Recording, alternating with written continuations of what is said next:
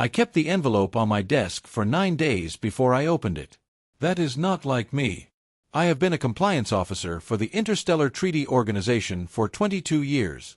I have processed over 3,000 audit requests, reviewed 700,000 pages of treaty documentation, and closed 143 formal inquiries without a single successful appeal. I do not let files sit. I open them when they arrive. I log them. I assess the scope. I begin the response. That is the discipline. But this one I left under a stack of old reports, face down, and I went about my work as though it were not there. My name is Marcus Thorne. At the time of the events I am about to describe, I was the senior compliance liaison for the Earth delegation at the Treaty Organization's headquarters on Nexus Station. I had held the position for 8 years. Before that, I spent 12 years as a field auditor, traveling to signatory facilities across 14 star systems, verifying compliance records against treaty standards. I know how institutions work. I know what they want when they speak in formal procedural language. And I know what they want even more when they dress that wanting up as something neutral and call it a routine review. This was not routine. The envelope had arrived through standard diplomatic channels, stamped with the organization seal, marked Compliance Review, Earth Signatory Block. No priority flag. No accompanying note. Just the envelope, the seal, and a requested response window of 90 standard days. But I recognized the signature on the authorization block. Examiner General Soren Vell of the Carthan Compact. Third highest ranked compliance examiner in the organization's history by case closure rate. Lead auditor on the Xylos expulsion, the Drath sanction review, and the infamous Velos deregistration, 3 of the largest punitive findings ever recorded. The Xylos expulsion had removed an entire species from protected signatory status on the strength of her report alone. 1 report. 9 months of work. 82 pages. A species that had been a treaty participant for 3 centuries was gone. You did not send Soren Vell to verify that everything was in order. The organization had hundreds of examiners for that. You sent her when you suspected something was significantly wrong, and you needed a finding that would be unimpeachable under any challenge, for as long as the record lasted. Her name in the authorization block meant someone expected to find something. Something serious. I left the envelope on my desk for 9 days. I thought about what it meant. I thought about who had authorized the assignment, the third compliance chamber, where Carthan influence was strongest. I thought about the theocratic conclave of the Carthan Compact, which had been pressing for a formal review of Earth's treaty standing for over a decade.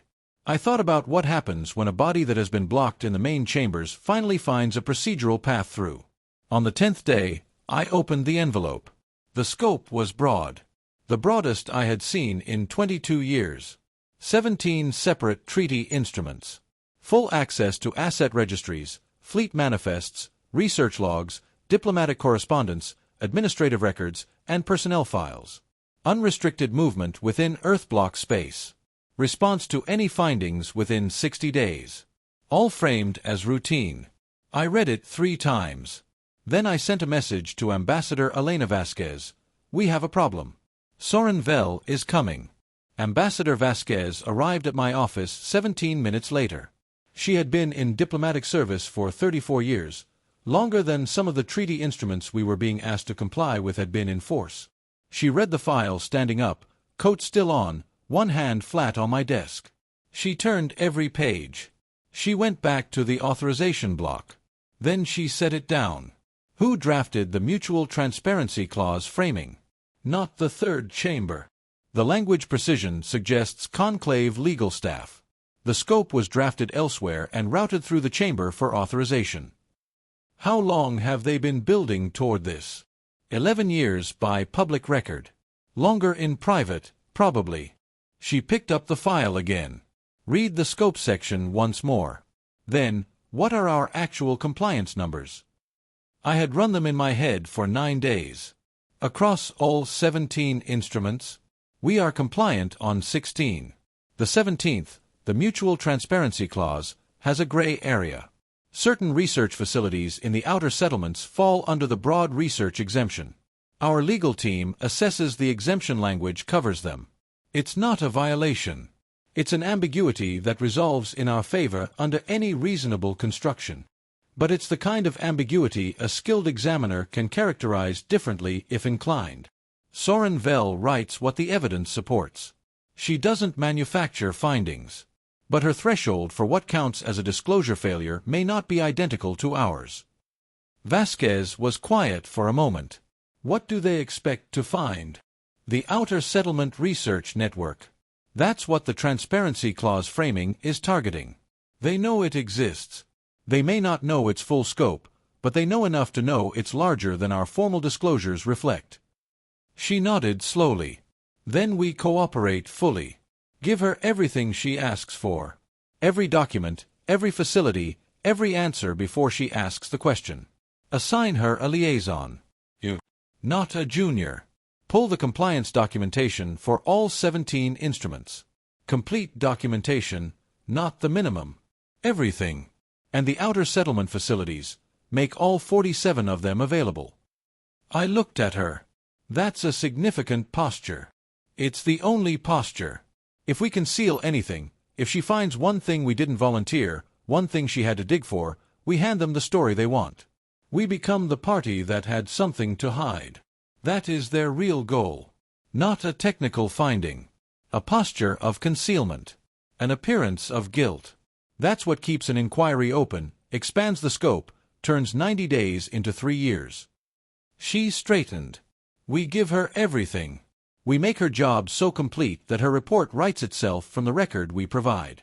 And what it writes is full compliance, fully documented, fully disclosed on request. And if she understands what the compliance record actually represents, the aggregate capability across 47 facilities. Vasquez looked at me. Then she understands it. But she writes what the evidence supports. That's who she is. That's why they sent her. And that's why we will be fine. She left. I sat at my desk for a while. Then I began preparing. The next 14 days would determine everything. Soren Vell arrived on Nexus Station 14 days after I began preparing. I met her at the docking platform. She was shorter than I expected, compact, precise in her movements, carrying a worn leather satchel that had clearly accompanied her through decades of this work. 2 junior examiners flanked her, a Carthan male named Dorn and a human-passing female from the VTAX collective named Sela.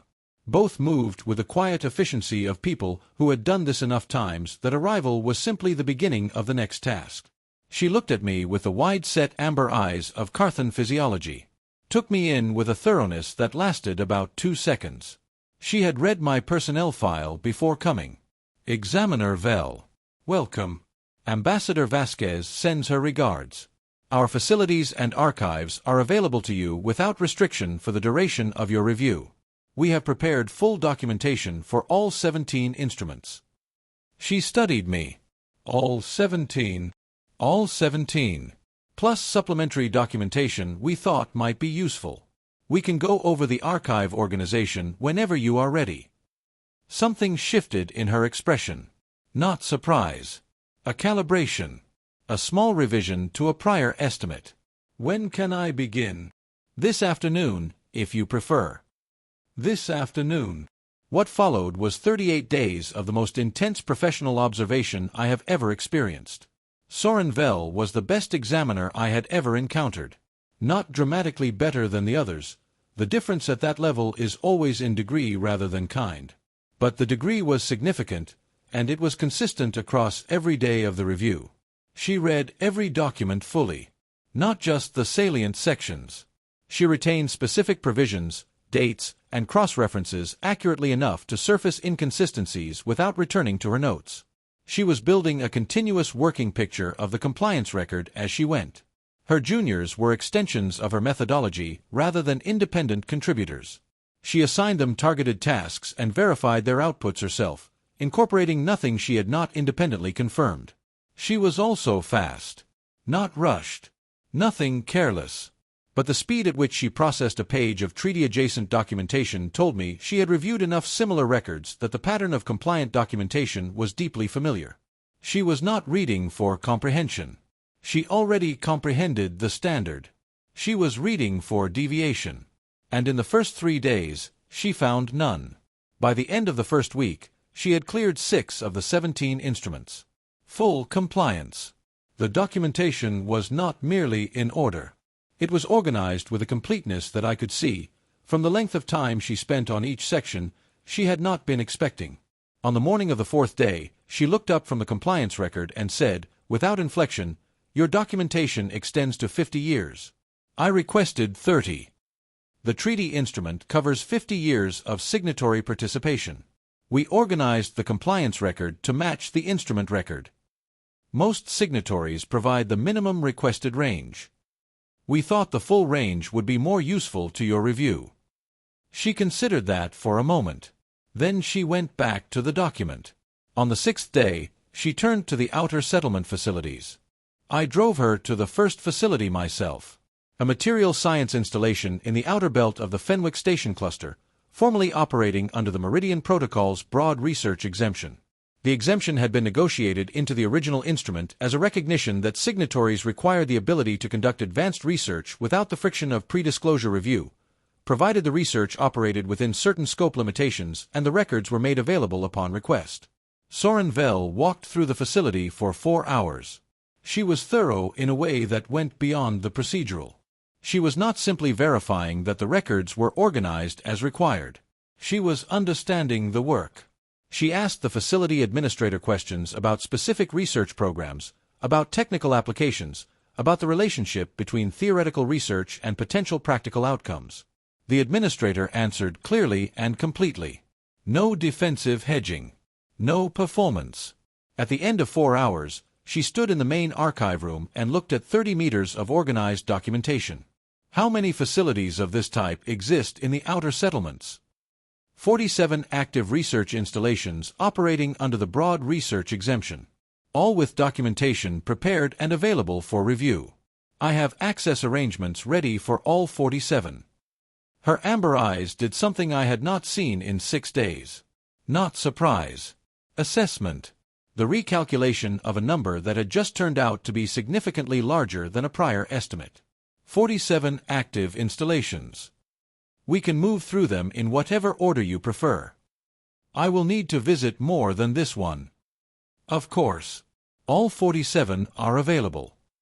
Over the following 18 days, she visited 11 of the 47 facilities. She did not need all of them. She knew it. I knew it. Because the 11 she visited were sufficient to understand the full scope and character of the network. She chose them deliberately. Material science, propulsion research, atmospheric processing, communications architecture, structural engineering, energy systems, remote sensing, and the 2 largest defensive application research facilities. The moment I want to describe precisely occurred at the 7th facility, a propulsion research installation in the Calder Settlement Cluster. She was reading the technical manifest for the facility's current project list. 70 pages. She had been reading for about 20 minutes when she went still. It was gradual. The specific quality of attention deepening when it encounters the thing it was actually looking for, underneath all the things that merely looked like it. She sat for a moment without reading. Then she turned back 2 pages and read a specific section again. Then she looked up at the main assembly bay through the conference room's internal window. 12 active test platforms. Burn sequences running along the south wall. The particular low-frequency vibration you felt before you heard it. She looked at the bay for a moment. Then she looked back at the manifest. What is the total operational capacity represented by the research exemption installations? I had prepared for this question.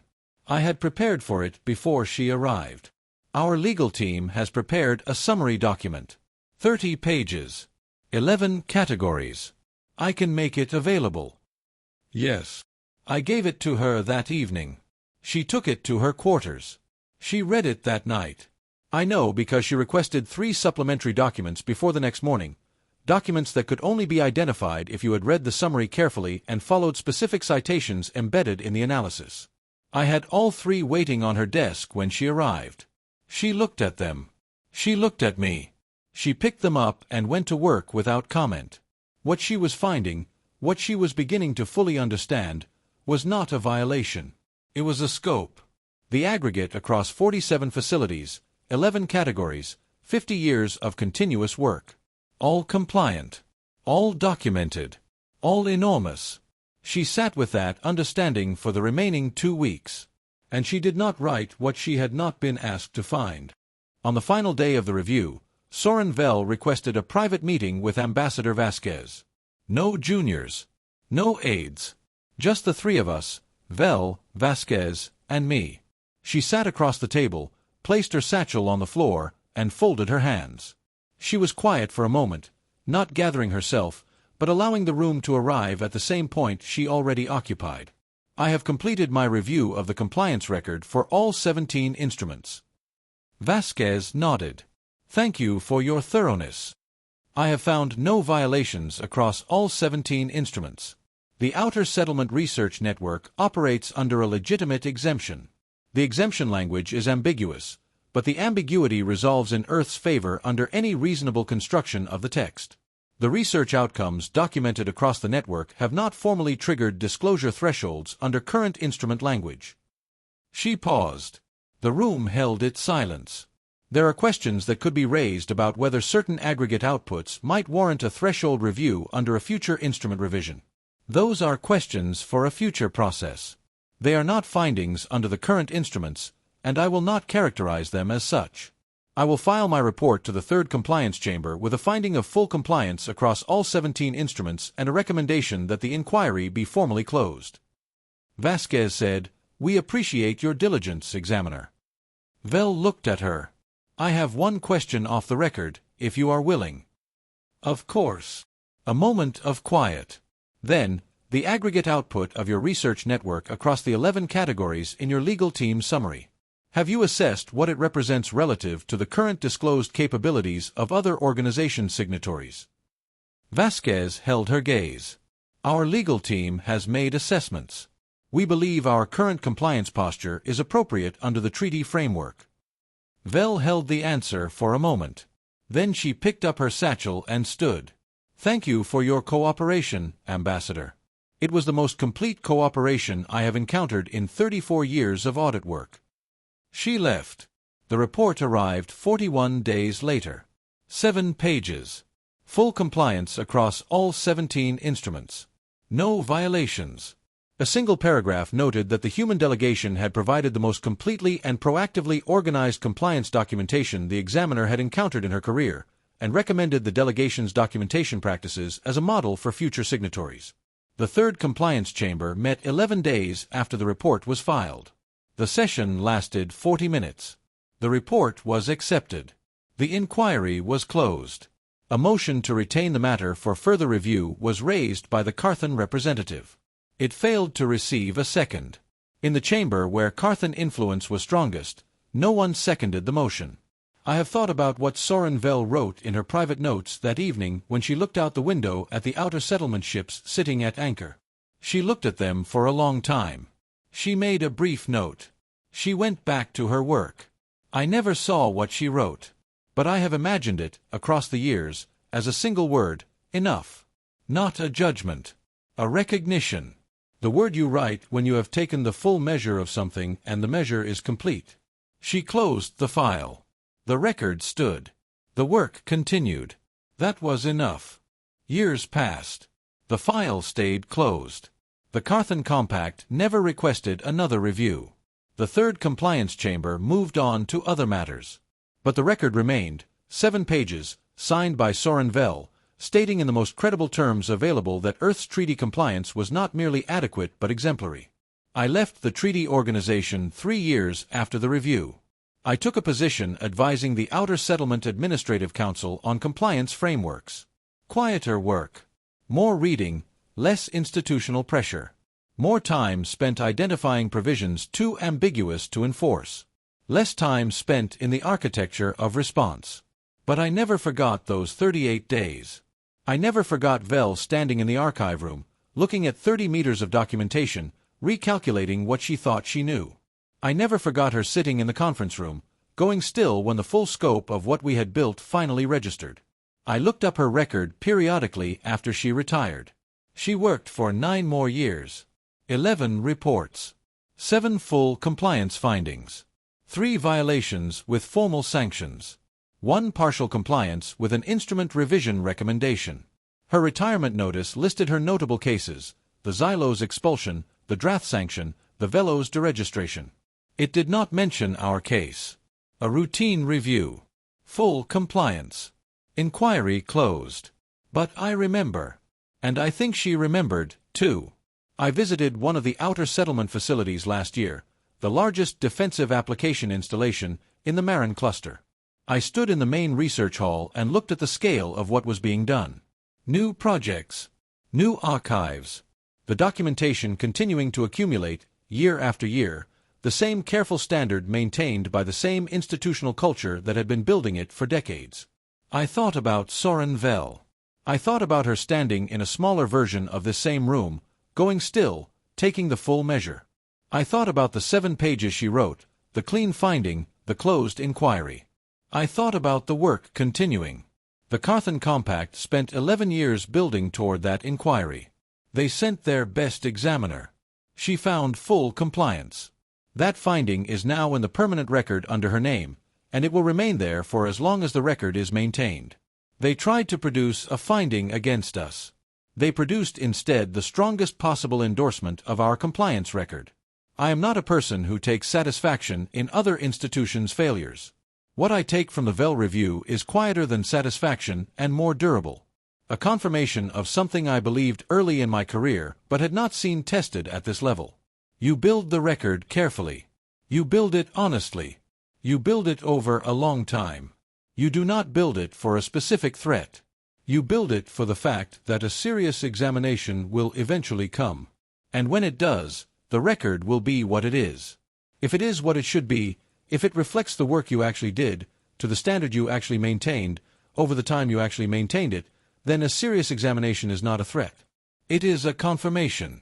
Soren Vell was the most serious examination Earth's treaty compliance ever faced. She confirmed the record. She closed the file. The work continued. That was enough. The end.